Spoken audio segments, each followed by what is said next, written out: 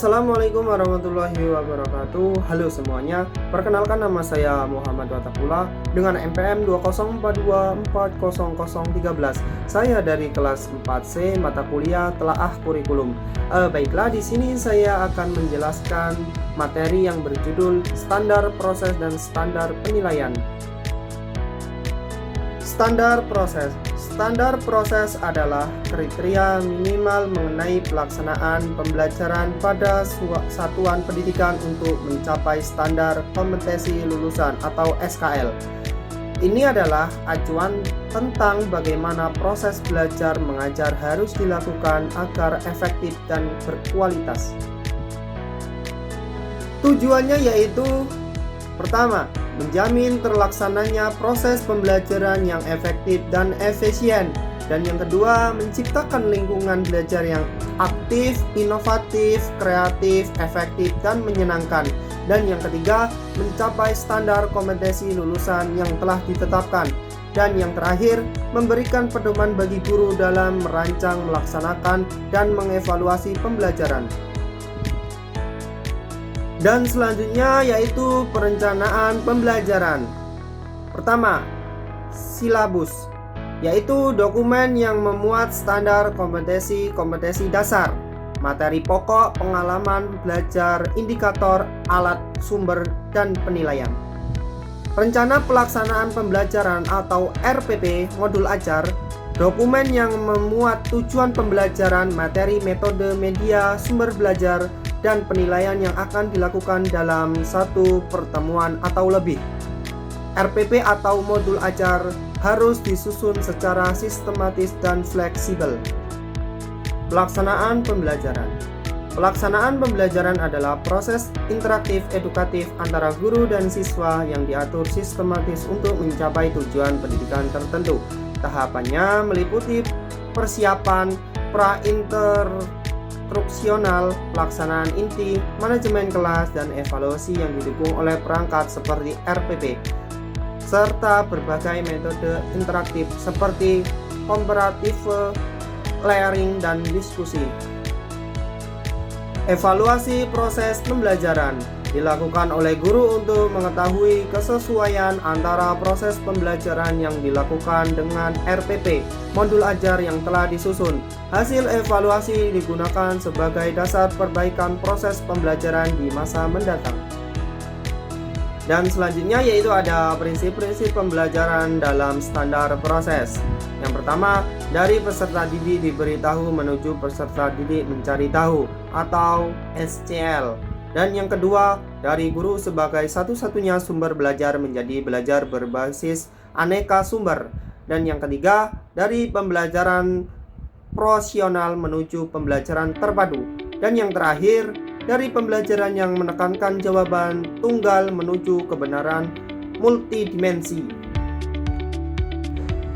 Selanjutnya, standar penilaian pendidikan. Standar penilaian pendidikan yaitu kriteria minimal mengenai mekanisme, prosedur, dan instrumen penilaian hasil belajar peserta didik. Ini mengatur bagaimana hasil belajar siswa harus diukur, dievaluasi, dan dilaporkan secara objektif, akuntabel, dan transparan.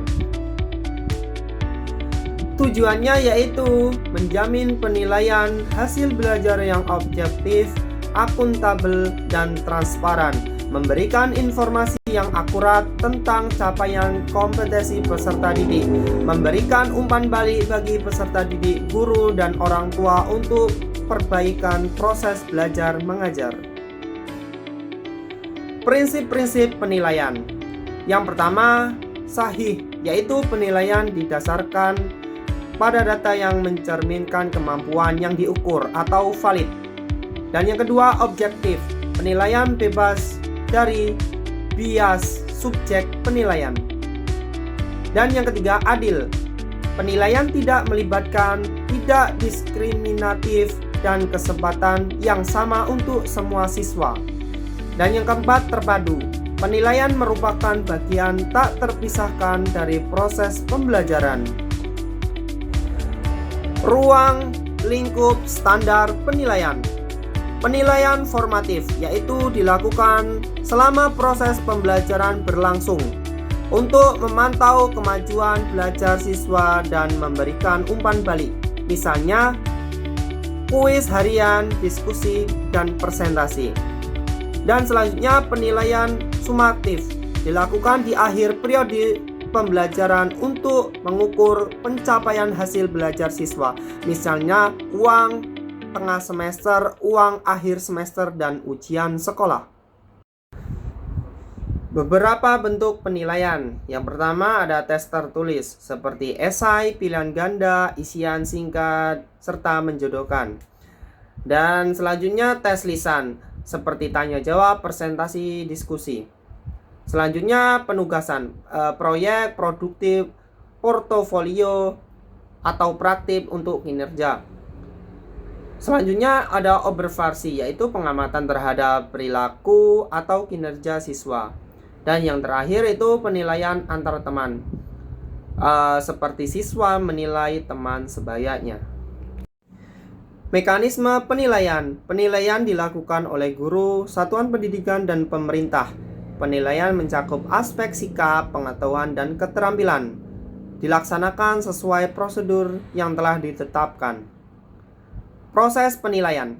Yang pertama, penyusunan perencanaan penilaian. Dan yang kedua, pelaksanaan penilaian. Yang ketiga, pengelolaan hasil penilaian. Yang keempat, pelapor hasil penilaian. Dan yang terakhir, pemanfaatan hasil penilaian untuk perbaikan pembelajaran. Instrumen penilaian, alat yang digunakan untuk mengukur capaian belajar siswa, misalnya rubrik, lembar observasi, soal, tes, pedoman, wawancara, harus sesuai dengan tujuan dan bentuk.